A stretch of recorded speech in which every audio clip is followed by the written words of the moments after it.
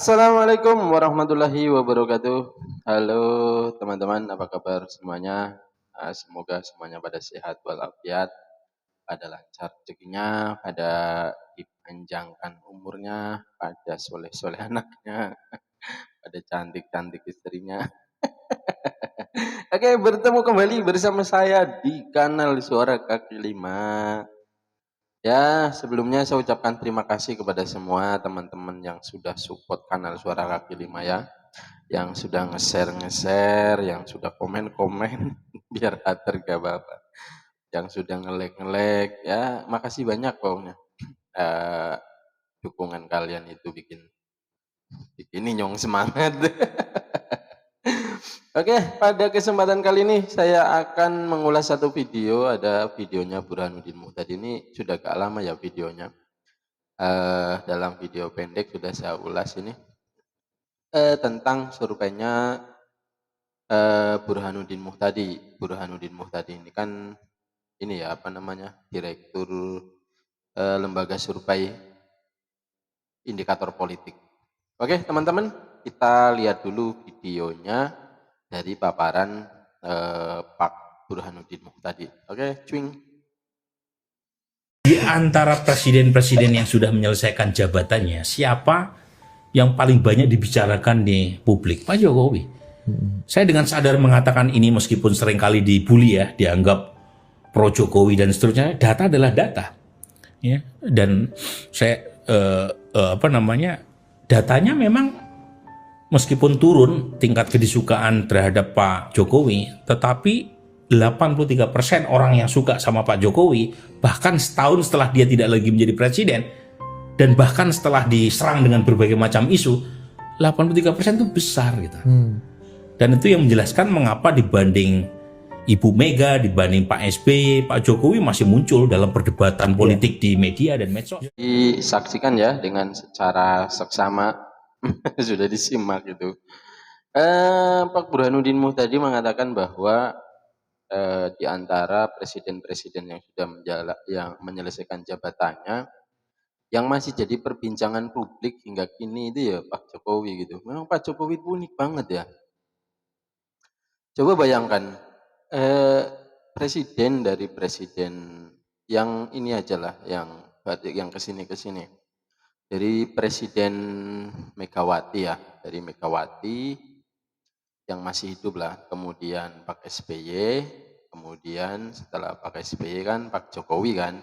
Nah, itu yang masih jadi pusat perhatian ya cuma Pak Jokowi hingga saat ini. Walaupun Pak Jokowi itu sudah berapa? Sudah setahun lebih nggak menjabat jadi presiden ya. Dan yang unik lagi, jadi masyarakat itu baik dari kalangan bawah ya, yang dia bukan termasuk apa namanya orang yang pengurus partai misalnya atau pejabat atau apa, yang hanya orang-orang kecil saja, itu yang datang, yang sowan berkunjung ke rumah beliau, ke rumahnya Pak Jokowi itu masih tiap hari itu masih banyak, ratusan yang datang itu katanya. Katanya seperti itu, dan yang datang itu bukan orang-orang cuma dari sekitarnya itu.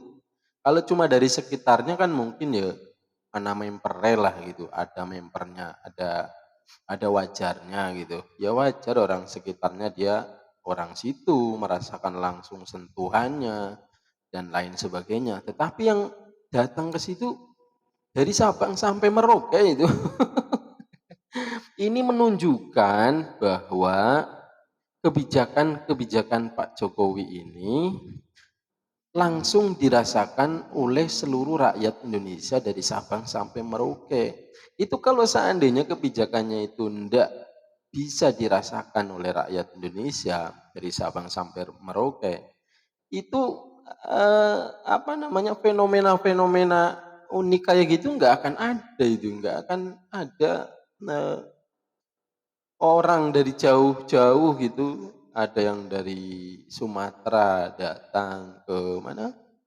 ke kediamannya Pak Jokowi, terus ada yang dari Jakarta, ada yang dari Nusa Tenggara, ada yang dari Papua, itu coba bayangin, bukan orang-orang yang dekat-dekat, orang yang jauh-jauh.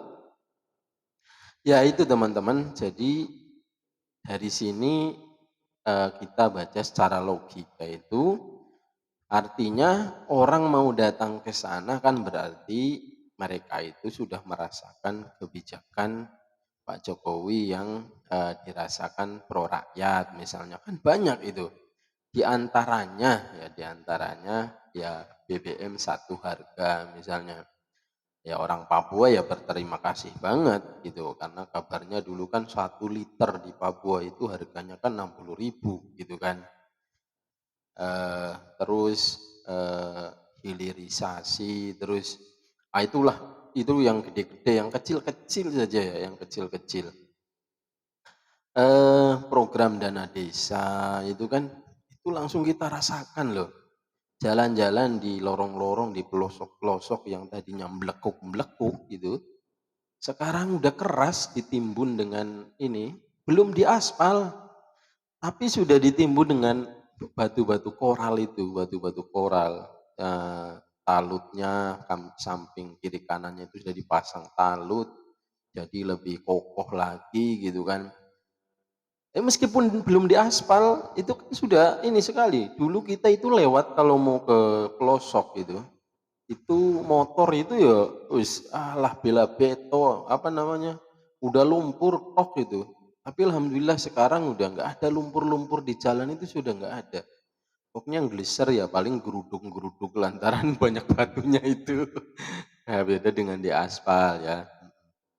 Ya itu salah satunya itu yang dirasakan. Kemudian yang keduanya di bidang pertanian, dibangun irigasi-irigasi. Di tempat itu dibangun irigasi yang rusak dibangun, diperbaiki, saluran-saluran drainase pembuangan air itu diperbaiki, sehingga itu para petani itu ya yang tadinya salurannya gampang jebol sudah permanen gitu kan. Dan ini sangat dirasakan sekali. Ya wajar artinya kalau seandainya Jokowi itu eh, apa namanya masih jadi perbincangan publik ya menurut Pak Burhanuddin Muhtadi. Kemudian menurut beliau surveinya itu masih tinggi gitu, walaupun katanya ada penurunan gitu. Penurunannya berapa? Kalau tidak salah ya dulu 86 atau 85% itu. Nah, sekarang kan tinggal 83, tapi 83 dengan eh, kondisi beliau setelah setahun lebih menjabat itu kan menunjukkan suaranya itu masih tinggi gitu.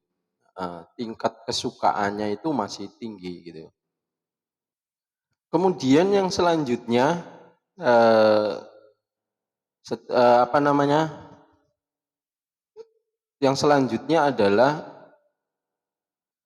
dengan tingkat kesukaan masih tinggi itu padahal serangan-serangan ke Jokowi itu ya setelah setahun purna tugas, setahun lebih itu serangan-serangannya kan tidak berhenti-berhenti.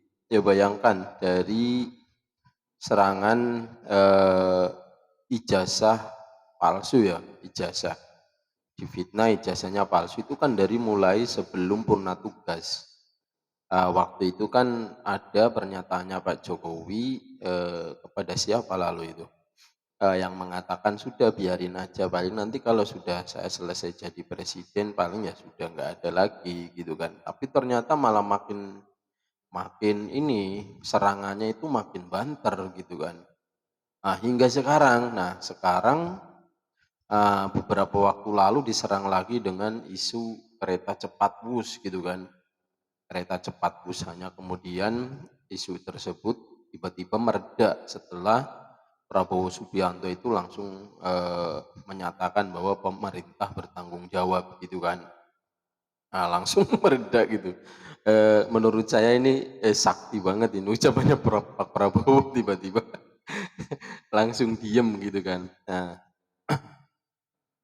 Nah, meskipun dengan gempuran serangan-serangan yang tidak ada henti-hentinya, tetapi yaitu tadi ternyata rakyat Indonesia itu lebih percaya kepada Jokowi daripada isu-isu yang dibangun oleh lawan-lawan politiknya gitu kan. Nah, sehingga ya yang jadi indikator, yang jadi bukti itu ya itu orang-orang yang masih datang ke sana sama Pak Jokowi itu tiap harinya itu masih banyak, yang berkunjung ke sana itu masih banyak.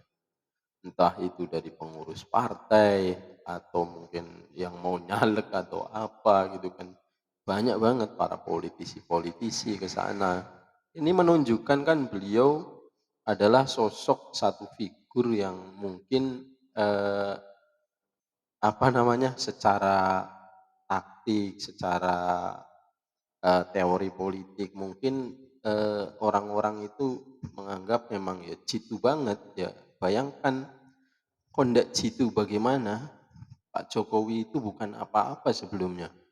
Dia hanya seorang tukang kayu, rakyat sipil biasa, pemilik partai bukan, tidak punya partai apa-apa, kemudian bisa jadi wali kota 2 kali, bisa jadi gubernur, kemudian bisa jadi presiden 2 kali. Dan itu menyetir semua ketua-ketua partai bisa disetir itu, bisa takluk tunduk kepada Pak Jokowi. Nah, oke teman-teman, jadi itu ya apa namanya penjelasannya Burhanuddin Muhtadi, Direktur Lembaga Survei Indikator Politik. Ya, apapun itu ya, katanya Pak Burhanuddin ya. Ya, ini kan masalahnya data gitu kan. Data tetap data, apa adanya yang disajikan ya itu katanya. Ya, adapun orang-orang yang nggak suka misalnya nggak sependapat ya nggak masalah gitu kan. Ini kan nggak harus kita itu harus sependapat, kemudian data itu harus diakukan enggak gitu kan. Ini akan hanya gambaran saja gitu kan. Artinya kalau ini survei ini, tingkat kesukaan ini bisa bertahan sampai nanti di 2029, artinya Pak Jokowi ini masih bisa menguasai arena perpolitikan gitu nantinya. Nah, oke teman-teman ya, kita lihat terus perjalanannya ya. Semoga saja kita berdoa apapun dinamikanya yang terjadi di perpolitikan negeri ini ya, kita tetap berdoa semoga negeri ini tetap menjadi negeri yang aman, damai, tentram, sejahtera, kemudian dijauhkan dari mara bahaya dan bencana, dibangkitkan orang-orang yang menjadi pemimpin yang amanah-amanah ya. Oke, sekian saja. Assalamualaikum warahmatullahi wabarakatuh.